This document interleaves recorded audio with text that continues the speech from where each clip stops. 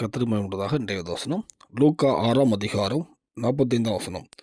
நல்ல மனுஷன் தன் இருதயமாகிய நல்ல பொக்கிஷத்திலிருந்து நல்லதை எடுத்து காட்டுகிறான். பொல்லாத மனுஷன் தன் இருதயமாகிய பொல்லாத பொக்கிஷத்திலிருந்து பொல்லாததை எடுத்து காட்டுகிறான். இருதயத்தின் நிறைவினால் அவனவன் வாய் பேசும். கர்த்தருக்கு மகிமையுண்டாதாக. இந்த வசனம் பார்க்கும்போது அந்த இருதயத்தின் நிறைவில் வாய் பேசும் சொல்லும். அதான் நம்ம இருதயத்தில் எல்லாமே வருது. நல்ல மனுஷன் இருதயத்தில் நல்ல பங்கு கொடுப்பானா, கெட்ட மனுஷன் அவனை இருதயத்திலிருந்து கெட்டதை கொடுப்பான்னு சொல்லுது. இருதயத்தை நிறைவினால் வாய் பேசுமா. நம்ம வாழ்க்கையில் இந்த வாயை வச்சே நம்ம கண்டுபிடிச்சிடலாம். ஆவிக்குரியது எப்படி இருக்கும் கண்டுபிடிச்சிடலாம். அதாவது வேதத்தில் போட்டிருக்கோம், அத்தி மரம் முட்செடி அத்திமரம் கொடுக்காது, எந்த மரமும் அந்த கடி தான் கொடுக்கும். அப்போது நம்ம வாழ்க்கையில் நம்ம எந்த மாதிரி இதுக்கு முன்னாடி வாயின் வார்த்தையினால் நம்ம வார்த்தையை நம்ம நிதானித்து பார்த்தாலே, ஒரு நாள் ஃபுல்லாக நம்ம பேசின வார்த்தைகள் ஃபுல்லாக நிதானித்து பார்த்தா நம்ம உள்ள என்னதுன்னு தெரிஞ்சிடும். உள்ள பரிசுத்த ஆவியானவர் இருக்காரா, இல்லை நம்மளோட சுயமா பாவமா பிசாசுக்கு இருக்குதான்னு கண்டுபிடிச்சிடலாம். ஒரு விஷயம் நம்ம நிதானித்து பார்ப்போம்.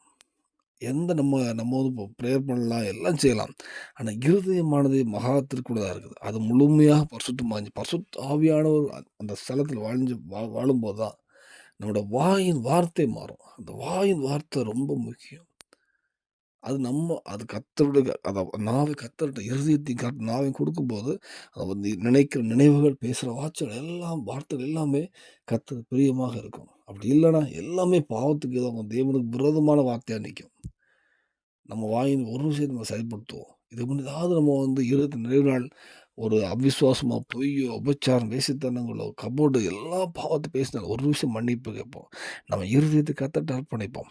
நம்ம வாயின் வார்த்தை ஒவ்வொரு வார்த்தையும் கர்த்தருக்கு பிரியமாக இருக்க அர்ப்பணிப்போம்.